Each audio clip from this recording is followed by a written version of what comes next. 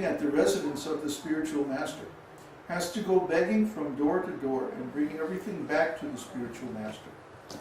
When prasadam is being served, the spiritual master is supposed to call each and every disciple to come eat. If by chance the spiritual master forgets to call a disciple to partake of the prasad, it is enjoined in the scriptures that the student should fast on that day rather than accept food on his own initiative. There are many such strictures.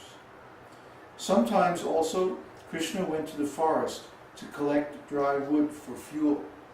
There's a nice story about that. Krishna was staying at the house of Sandipani Muni, and Sudama, a nice Brahmin boy, was his classmate. And they both together went in the forest to collect wood. And it was late in the day. And at that time a big storm blew up. And it was raining cats and dogs and lightning and windy and cold. And so Krishna and Sudama took shelter in the roots of a big banyan tree. Yeah, and they stayed there all night. So then in the morning, of course, everybody was wondering, where's Krishna? Where's Sudama? So they went out in the forest and they were searching and searching. And they finally found Krishna and Sudama hiding in this tree.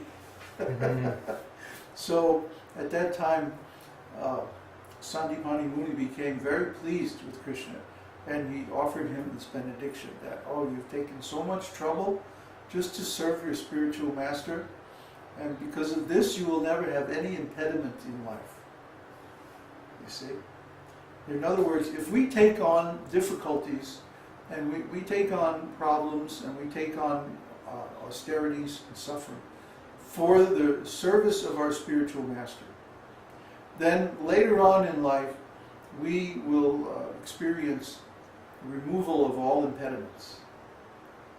See, this is the benediction that one gets from sincere service of the spiritual master. It may be very difficult to serve the spiritual master. One has to give up so many things that he would not like to give up, and he may have to do so many things that he would not like to do. I always tell the story that if it was just up to me, I would be living in some little cottage in the woods just composing music. That's really all I want to do.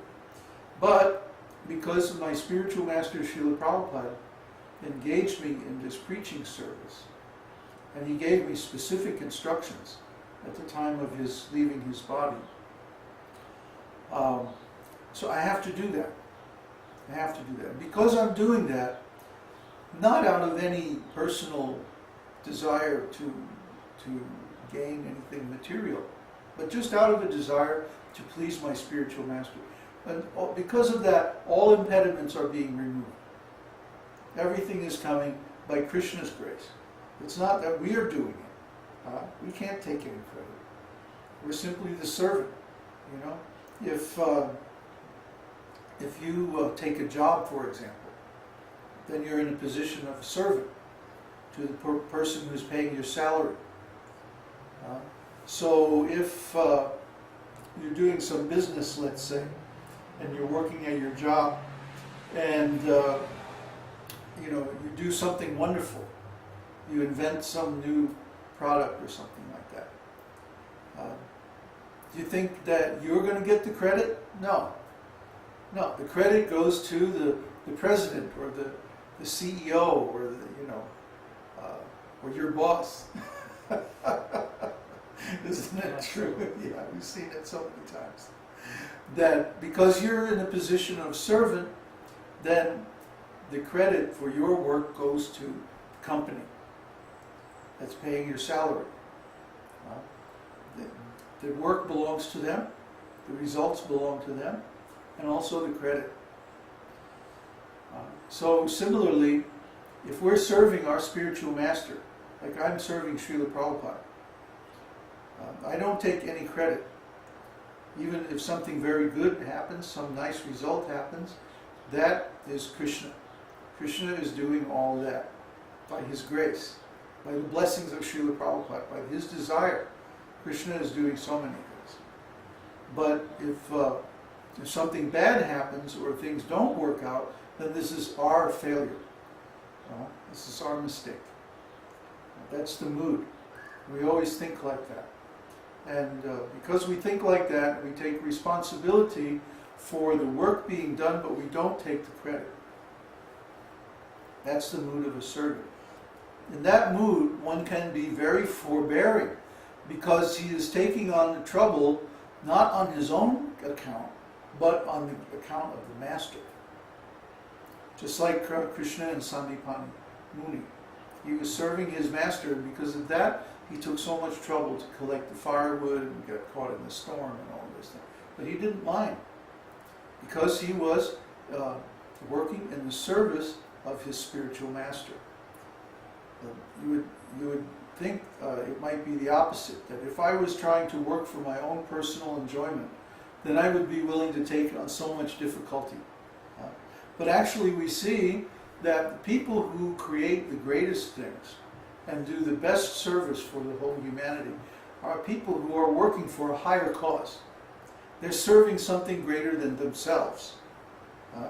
They're not simply trying to get for themselves. This leads to a narrowing of effort, a narrowing of viewpoint.